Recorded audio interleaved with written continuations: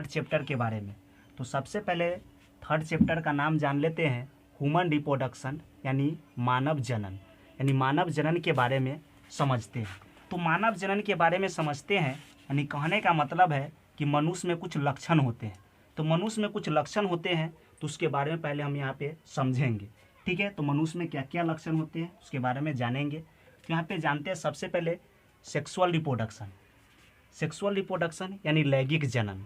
तो मनुष्य में लैंगिक जनन होता है क्योंकि ओवम और स्पर्म का निर्माण होता है, यानी ओवम और स्पर्म का निर्माण होता है। किसका निर्माण होता है? ओवम और स्पर्म का निर्माण होता है। ओवम का मतलब होता है अंडाणु, ओवम का मतलब होता है अंडाणु और स्पर्म का मतलब होता है शुक्राणु। ओवम का मतलब होता है अंडाणु और स्पर्म का मतलब होता है शुक्राणु। तो दूसरा लक्षण क्या है? एक लिंगी। तो मनुष्य एक लिंगी जंतु है क्योंकि मेल और फीमेल अलग अलग बॉडी पर उपस्थित रहता है। मनुष्य जो है एक लिंगी जंतु है क्योंकि मेल और फीमेल अलग अलग बॉडी पर उपस्थित रहता है। उसके बाद विविपेरस यानी सजीव पर्जक। तो मनुष्य जो है सजीव पर्जक जंतु है क्योंकि यह बच्चे को क्या करता है? जन्म देता है। तो मनुष्य सजीव पर्जक जंतु है क्योंकि यह बच्चे को जन्म देता है। उसके बाद लैंगिक द्विरूपता। लैंगिक द्विरूपता का मतलब क्या होता है? तो लैंगिक द्विरूपता का मतलब होता है कि लैंगिक द्विरूपता मनुष्य जो है, मनुष्य में जो होता है मेल और फीमेल को बाहरी लक्षण से अलग अलग स्पष्ट कर सकते हैं, इसलिए इसे मनुष्य को क्या कहा जाता है? लैंगिक द्विरूपता कहा जाता है। अब प्रोटोगायनी कहते हैं। तो प्रोटोगायनी यानी कहने का मतलब है, प्रोटोगायनी इसको हिंदी में बोलते हैं पूर्व मादा परिपक्वता। तो पूर्व मादा परिपक्वता कहने का मतलब है पूर्व मादा परिपक्वता, मतलब मेल की अपेक्षा फीमेल में पहले परिपक्वता आ जाता है। तो कहने का मतलब मनुष्य में जो होता है पूर्व मादा परिपक्वता होता है क्योंकि मनुष्य में फीमेल में परिपक्वता पहले आ जाता है और इसे क्या बोलते हैं? पूर्व मादा परिपक्वता बोलते हैं। उसके बाद स्तनधारी।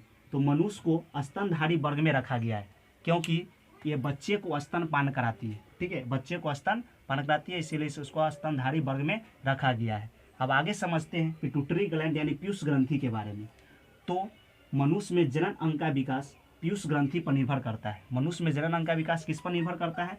पीयूष ग्रंथि पर निर्भर करता है, ठीक है। यानी कहने का मतलब है कि जैसा सोचते हैं इंसान वैसा रहता है। कहने का मतलब है कि जैसा सोचते हैं वैसा होता है। तो उसके बाद पीयूष ग्रंथि जो होते हैं कहाँ उपस्थित रहते हैं? तो ब्रेन में उपस्थित रहते हैं। पीयूष ग्रंथि कहाँ उपस्थित रहते हैं? तो ब्रेन में उपस्थित रहते हैं।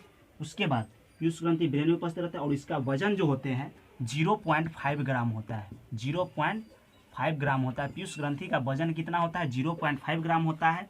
और गर्भावस्था के दौरान इसका वजन जो है 1 ग्राम का हो जाता है। कितना हो जाता है? 1 ग्राम का हो जाता है, यानी बढ़ जाता है। तो यहाँ पे डिफिनेशन लिखा गया है सबका, सब बच्चों ध्यान से अपना उतार लेगा, ठीक है। तो एक ऑब्जेक्टिव क्वेश्चन इसमें हुआ जिससे कहने का मतलब ये सब तो समझा दिए हैं, सबका डिफिनेशन लिख लेना है। और यहाँ पे एक क्वेश्चन इस टाइप से देखने को मिलेगा और क्वेश्चन किया जाएगा कि मनुष्य में जनन अंग का विकास, यानी मनुष्य में जनन अंग का विकास, मनुष्य में जनन अंग का विकास कौन सा ग्रंथि पर निर्भर करता है? कौन सा ग्रंथि पर निर्भर करता है? कौन सा ग्रंथि पर निर्भर करता है? तो मनुष्य में जनन अंग का विकास कौन सा ग्रंथि पर निर्भर करता है? तो हम लोग अभी पढ़े थे थोड़ा देर पहले कि मनुष्य में जनन अंग का विकास पीयूष ग्रंथि पर निर्भर करता है। किस पर निर्भर करता है? तो पीयूष ग्रंथि पर। किस पर निर्भर करता है? तो पीयूष ग्रंथि पर मनुष्य के जनन अंग का विकास होता है। उसके बाद यहाँ पे हम जानेंगे कि मनुष्य में कौन सा लक्षण मनुष्य नहीं दर्शाता है। निम्नलिखित में कौन सा लक्षण मनुष्य नहीं दर्शाता है? तो निम्नलिखित में कौन सा लक्षण मनुष्य नहीं दर्शाता? तो निम्नलिखित में कौन सा लक्षण मनुष्य नहीं दर्शाता? तो सबसे पहला रहेगा कि लैंगिक जनन। पहला क्या रहेगा? लैंगिक जनन। दूसरा अगर बात करें सजीव परजक, सी ऑप्शन रहेगा अंड परजक, अंड परजक, डी ऑप्शन रहेगा पूर्व मादा परिपक्वता, पूर्व मादा परिपक्वता, पूर्व मादा परिपक्वता। तो इसमें जो है लैंगिक जन्म तो मनुष्य में होबे करता है, सजीव परजक भी होबे करता है, लेकिन अंड परजक नहीं होता, क्योंकि मनुष्य जो होते हैं अपने बच्चे को अंडे से जन्म नहीं देता है। तेरे लिए ऑप्शन जो होगा सी हो जाएगा। अब अगला टॉपिक देखेंगे सेक्सुअल ऑर्गन के बारे में, ठीक है। तो सेक्सुअल ऑर्गन के बारे में जानते हैं। तो वैसा अंग जो जनन क्रिया में भाग लेता है उसे क्या बोलते हैं? लैंगिक अंग बोलते हैं। वैसा अंग जो जनन क्रिया में भाग लेता है उसे लैंगिक अंग बोलते हैं। और लैंगिक अंग जो होते हैं दो प्रकार के होते हैं। तो एक होते हैं प्राथमिक लैंगिक अंग, एक होते हैं द्वितीय लैंगिक अंग। तो प्राथमिक लैंगिक अंग के बारे में सबसे पहले समझ लेते हैं, उसके बाद समझेंगे द्वितीय लैंगिक अंग के बारे में। इसको बोलते हैं प्राइमरी सेक्सुअल ऑर्गन। अंग्रेजी में क्या बोलते हैं? प्राइमरी सेक्सुअल ऑर्गन बोलते हैं। इसको शॉर्ट में बोलते हैं PSO। शॉर्ट में क्या बोलते हैं? PSO बोलते हैं, ठीक है। तो प्राइमरी सेक्सुअल ऑर्गन कहते हैं किसको है? तो वैसा लैंगिक अंग जो अंडाणु तथा शुक्राणु का निर्माण करता है, ठीक है। वैसा लैंगिक अंग जो अंडाणु तथा शुक्राणु का निर्माण करता है उसे क्या बोलते हैं? प्राथमिक लैंगिक अंग बोलते हैं। उसे क्या बोलते हैं? प्राथमिक लैंगिक अंग। और प्राथमिक लैंगिक अंग को गुनाड भी कहा जाता है। प्राथमिक लैंगिक अंग को क्या कहा जाता है? गुनाड। ऑब्जेक्टिव में सवाल आता है कि प्राथमिक लैंगिक अंग को क्या कहा जाता है? तो गुनाड कहा जाता है। उसके बाद प्राथमिक लैंगिक अंग का विकास पीयूष ग्रंथि पर निर्भर करता है। प्राथमिक लैंगिक अंग का विकास किस पर निर्भर करता है? पीयूष ग्रंथि पर। ये जो जैसे समझ लीजिए फिगर जो है इसका नाम है ब्रीसन, इसमें ब्रीसन रहता है, ठीक है। और यह शुक्र वाहिनी इसी के द्वारा बाहर निकलता है। और ये देख लेते हैं ये मादा की जनन अंग है जिसमें यहाँ पे रहता है अंडाणु, ठीक है। तो इस अब यहाँ पे जानते हैं सेकेंडरी सेक्सुअल ऑर्गन यानी द्वितीय लैंगिक अंग। इसको शॉर्ट में बोलते हैं SSO। इसको शॉर्ट नाम है SSO यानी द्वितीय लैंगिक अंग। वैसा लैंगिक अंग जो अंडाणु तथा शुक्राणु को ढोता है, वैसा लैंगिक अंग जो अंडाणु और शुक्राणु को ढोता है उसे क्या कहते हैं? द्वितीय लैंगिक अंग कहते हैं। द्वितीय लैंगिक अंग से हार्मोन का स्रावन नहीं होता है, जैसे में हो गया निषेचन नली, शुक्रवाहिनी में।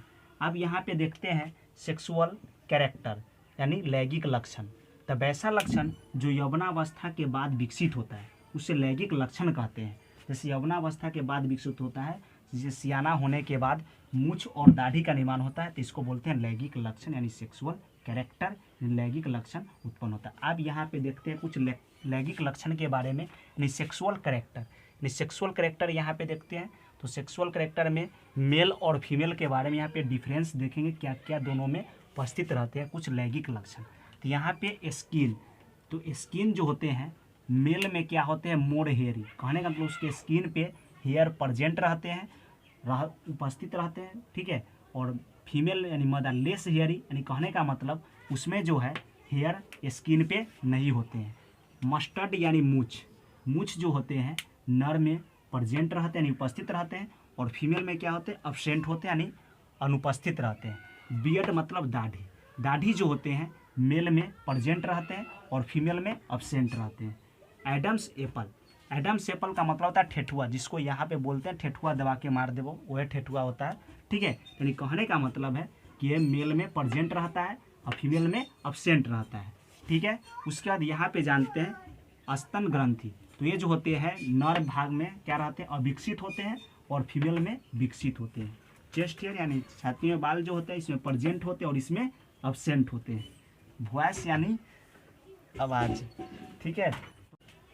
अब यहाँ पे देखते हैं चेस्ट हेयर यानी छाती में बाल, ठीक है। तो छाती में बाल जो होते हैं मेल में प्रेजेंट होते हैं और फीमेल में क्या होते हैं? एब्सेंट होते हैं। वॉइस की बात करें यानी आवाज़ की बात करते हैं, ठीक है। तो ये जो होते हैं मेल में गाढ़ा होता है यानी लो पिच, और फीमेल में जो होते हैं सुरीला होते हैं, और ये सुरीला आवाज़ भी बहुत खतरनाक होते हैं, ठीक है। ध्यान से समझना बच्चों। मसल यानी मांसपेशी। तो मांसपेशी जो होते हैं स्टिफ यानी ये जो होते हैं मेल में कड़ा होते हैं और फीमेल में सॉफ्ट यानी मुलायम होते हैं। उसके बाद व्यवहार की बात करें, ठीक है, तो मेल में जो होते हैं उत्तेजक होते हैं और फीमेल में जो होते हैं नरम होते हैं, ठीक है। अब यहाँ पे BMR की बात करते हैं। BMR मिनिमम यानी इसमें मेल में 1600 किलो कैलोरी ऊर्जा चाहिए और फीमेल में जो होते हैं 1500 किलो कैलोरी ऊर्जा चाहिए, ठीक है। तो आज के लिए थर्ड चैप्टर इतना ही, फिर मिलेंगे नेक्स्ट क्लास।